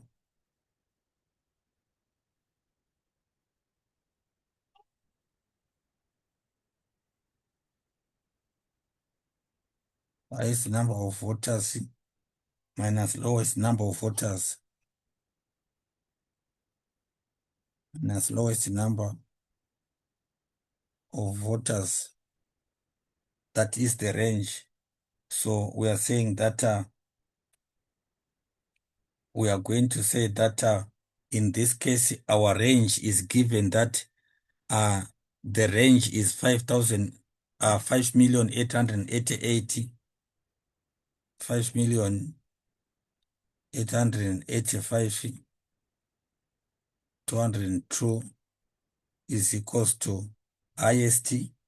Our highest, we are saying our highest, which is in this case is equals to Gauteng. Gauteng is equals to having GP is having 6,542,000. 6 million highest is this one, which is the highest. So it is close to our highest 6,542,000. 6,542,000 542 033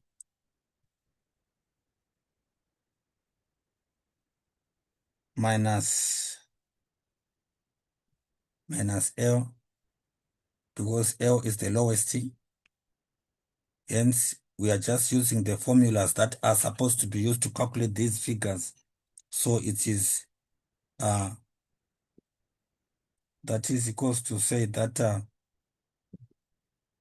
we just arrange these figures by saying this is an equation which we are saying this is gonna equals to say 6, 6, 5, 4, 2, 0, 3, 3 minus the 5, 8, 8, 5, 2, 0, 2 is equals to L, which we can get that we subtract such numbers here. When we subtract these numbers, we can actually see that L is equals to, we subtract these numbers, gonna get 6, 5, 6, 8, 3, 1.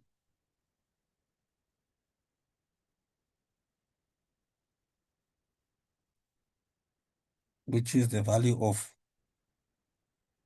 L.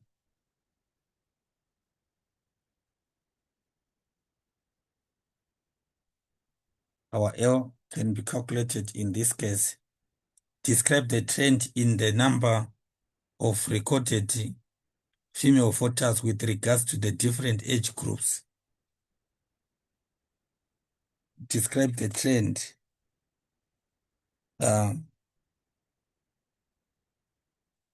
This, we can just say that this one, the trend is just say, in this case, we are looking at the trend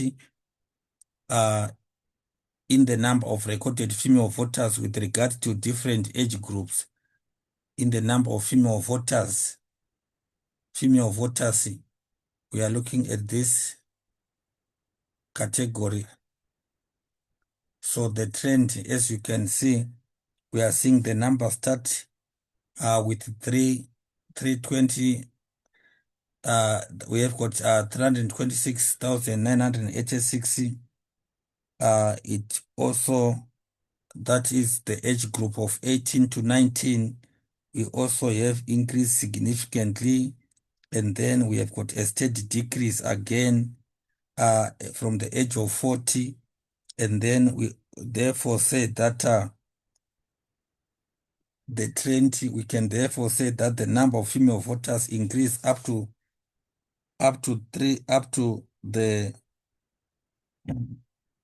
30 to 39 age group, and then constantly decrease for the subsequent age groups. 4.2.4,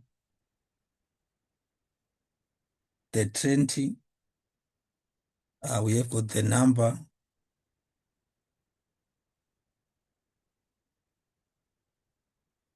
of female voters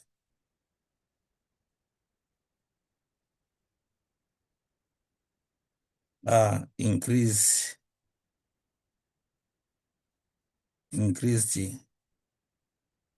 up to 30 to 39 age group, and constantly decreased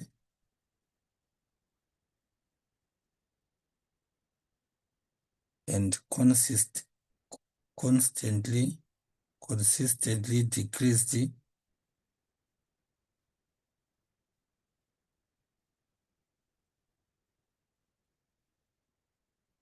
it consistently decreased for subsequent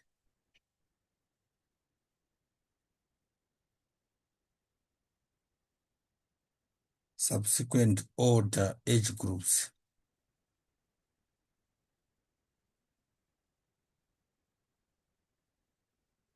That's what we can see there, that we have got such a trend or such a pattern. When you are describing class, you are just giving what is in the picture or what is given on the set of data. You are not making sense of it, but you are just saying what you are giving a narrative of what you are given in that question. You don't suggest anything. You are only giving a narrative of what is happening. And then question 5.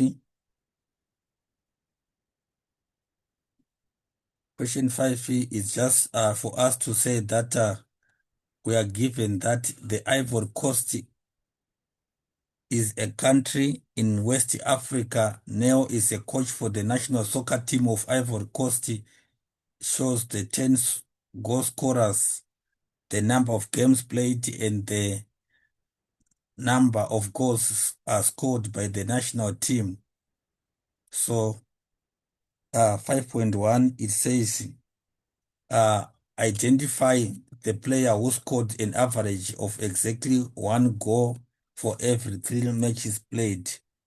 For every 3 matches played, we are saying uh, identify the player who scored an average of exactly 1 goal for every 3 matches played. Identify the player who scored. So this one, what we are supposed to do is for every 3 match, you look for a player where we have got where we can say that player one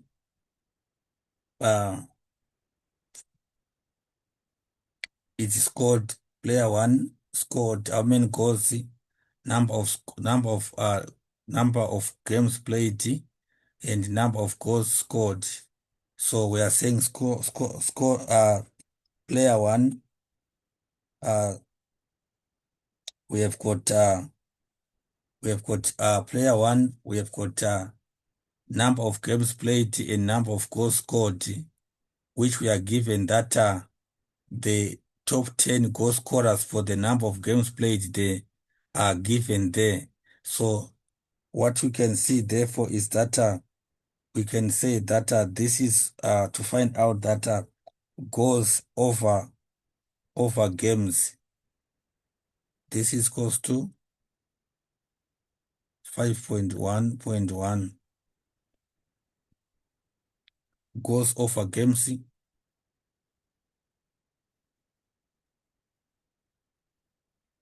goals divided by games,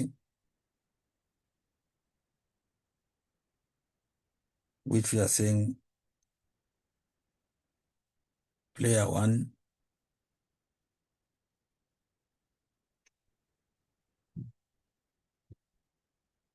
player one 18 goals scored,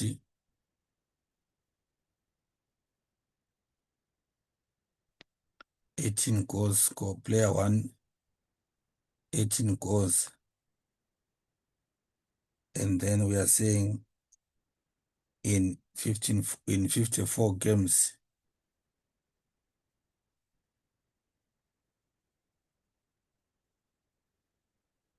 in 54 games, which is equals to say that 18 divided by 54.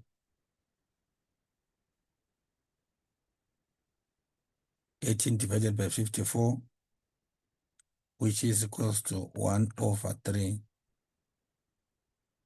1/3. So the answer should be saying player one. This means to say it is player one.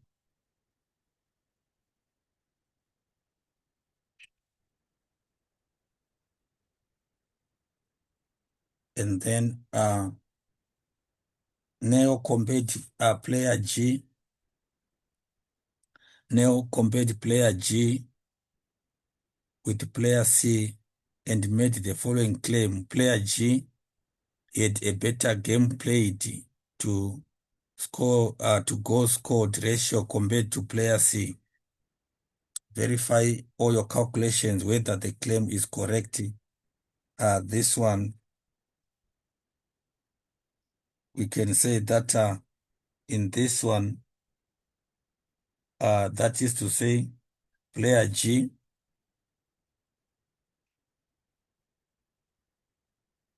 is equals to number of, we are saying it's equals to 30, is equals to 30 s to 21, which we can say that this can give us 1 s to 0.7,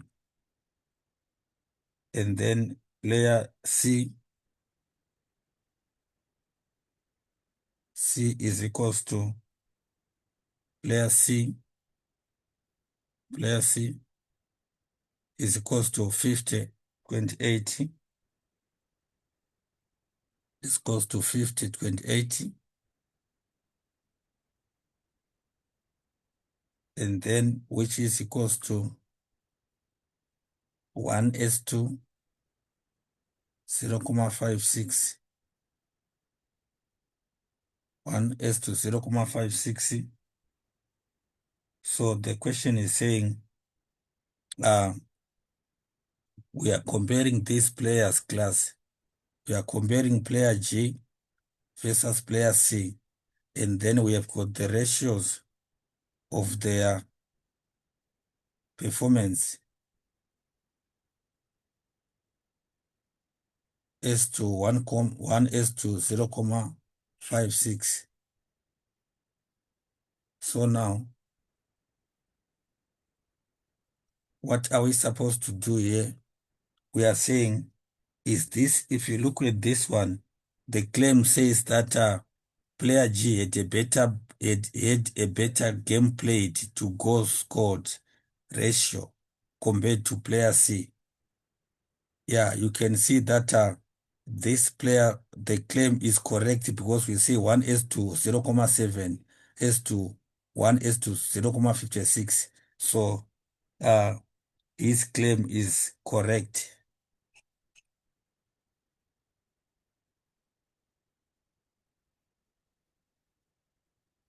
His claim is valid. And then Neo earns an annual salary of £18,000. The official currency in Ivory Coast is the francs of the Western African communities. On 16 March, the exchange rate was £1 to 656. Calculate them. Calculate Neo's monthly salary in the Western African communities currency 5.13.1.3 5.1.3 annual salary is equals to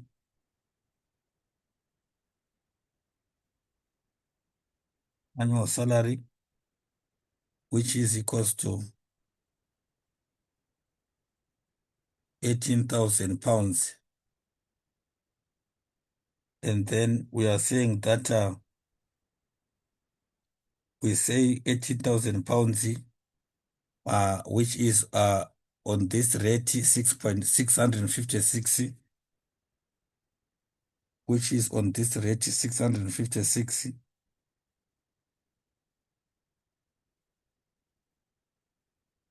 So we are going to say 18,000 multiplied by 656, which is going to give us, to say that we get how much. We put it through the calculator, it's going to give us 11,808 00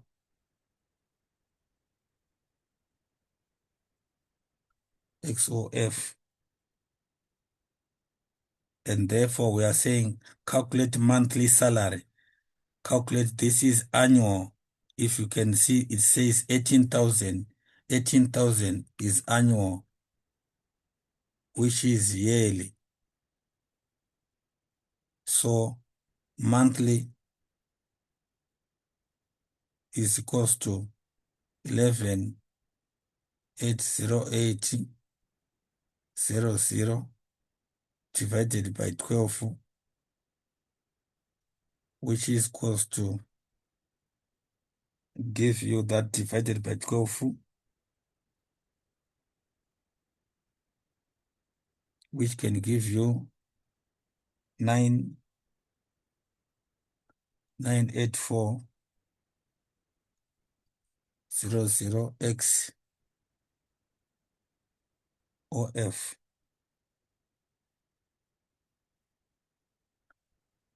That is the monthly, income. That's the monthly income or the monthly salary for this neo guy. And then 5.14, 5.14 saying neo invested for 30 months at a compound interest rate of 12.6% per annum compounded annually. Calculate the euros, the amount he will receive at the end of the investment period. Guys, you know what, for this one, let me just say that what you need to do is you need to understand that compound interest. We know that amount at the end of 1 year, we can calculate that one to say that we have got our amounts for end of 1 year, amount end of 2 years.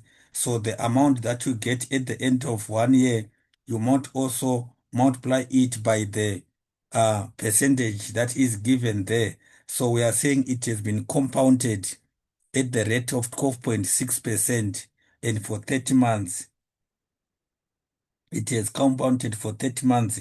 So we can say that this is going to say that if we just gonna do that, 5.14 is cost amount end of 1 year,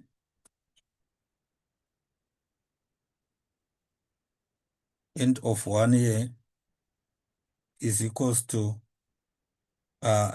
we are saying end of 1 year, that is gonna give us to say that the amount that we get, we say that Neo invested 2,500 for at the end of 1 year is equals to 2,500 multiplied by the compound interest.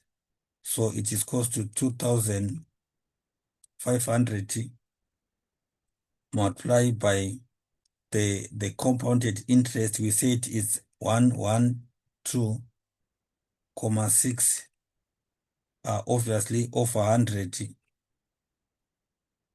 which will give us, that is gonna give us how much? This is gonna give us 2,815 pounds, of course. And then we say that amount at end of second year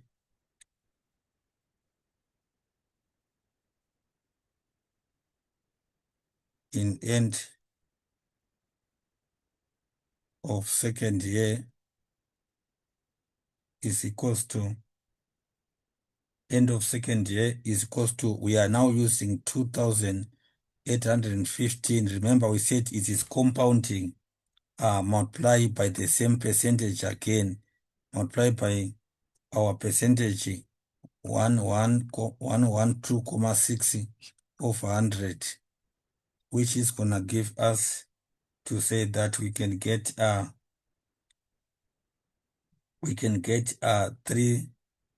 3,169 pounds, 3,169 pounds, 0.69, and then interest for half of 3 years. And then we are just going to say interest for half of 3 years because we are saying this interest for half of year 3, interest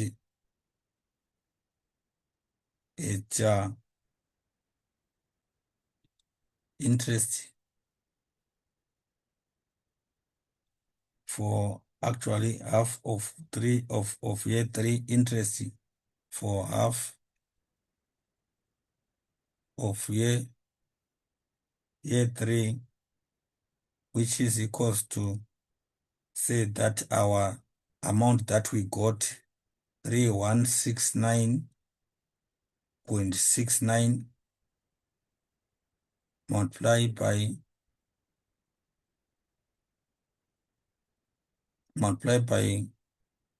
12.6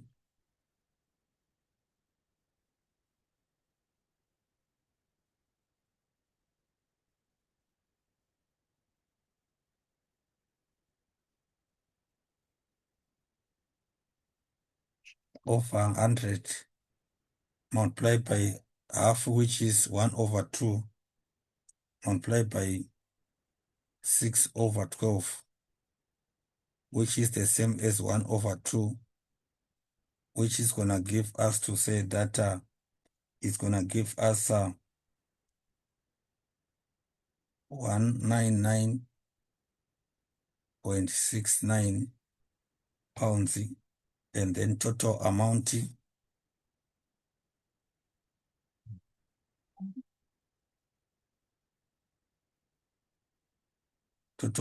is just the sum. We are going to add these values. Total amount is the sum, which we are adding these values there is the total amount, which is equals to say we are adding the values that we got.